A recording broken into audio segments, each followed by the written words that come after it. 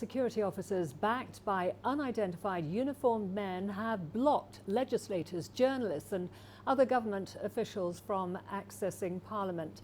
This comes amid a fallout in the ruling party as members of Parliament and other senior party officials decamp to the opposition.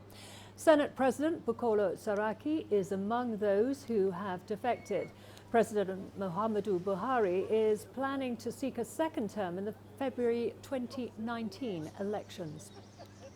What happened is that we came early in the morning, around 6:30, going to our office. Then the security men at the office, especially DSS, they stopped us that we cannot get into the office. We asked them why. They say nobody was even answer to the pressure. They say order from above that nobody should go into the office. And since then, we are outside up till now. Well, the office of the Vice President, Yemi Osinbajo, has since condemned the parliamentary precinct blockade as an unlawful act. But let's get you more on this story. Live from Lagos, CGTN correspondent Deji Badmus is there for us. Deji, has the government said it would act beyond just a statement in reaction to the blockade that we saw at the Nigerian parliament? Well, first of all, Karen, is that one of the first things we've seen the government do is to sack the head of the Department of State Services. I'm talking about the head of the country's secret police, also known as the SSS, Mr. Lawal Dora. He's now been sacked. The acting president, that's the vice president now, issued a statement sacking him immediately, and he's actually been replaced. Someone has taken over his position now in an acting capacity. And then the president, the vice president also said that going forward that the government was going to investigate this, try to identify other officers involved and ensure that they are disciplined.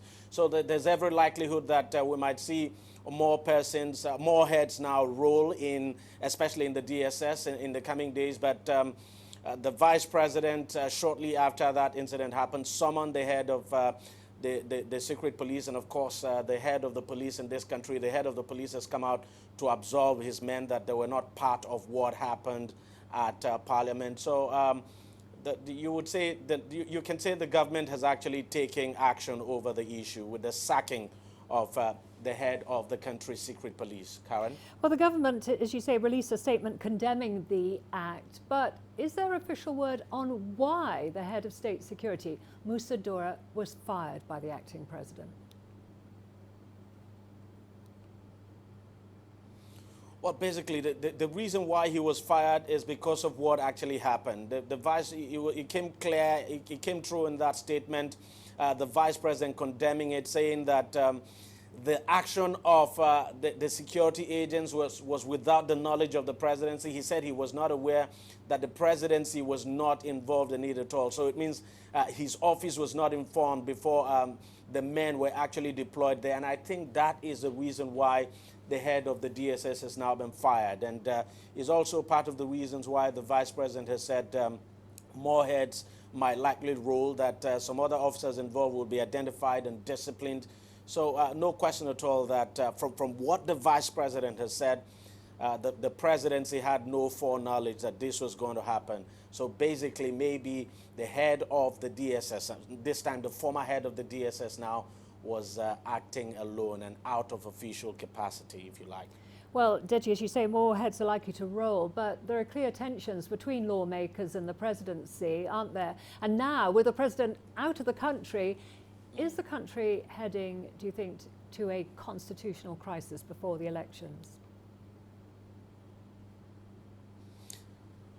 Not at all, Karen. I do not think so. What we have in the country at the moment is what you would expect before election comes. I mean, it's not the first time this would be happening.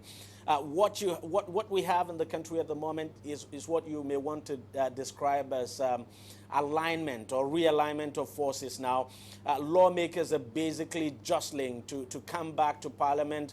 Most of them want automatic return tickets. And now when that ticket is not guaranteed in the party they belong to, they basically defect to the opposition party. So you have these defections now going on across, especially among the two major political parties. You have senators and lawmakers now defecting from the ruling party to the opposition party. You also have others defecting from the opposition party to the ruling party. This is going to continue because it's always like this. This is going to continue until we move closer to the election. So I do not foresee any constitutional crisis at all. Of course, you know, the political atmosphere may get heated up, but eventually I think the election will come and go, and then things will return to normal. It happened before 2015.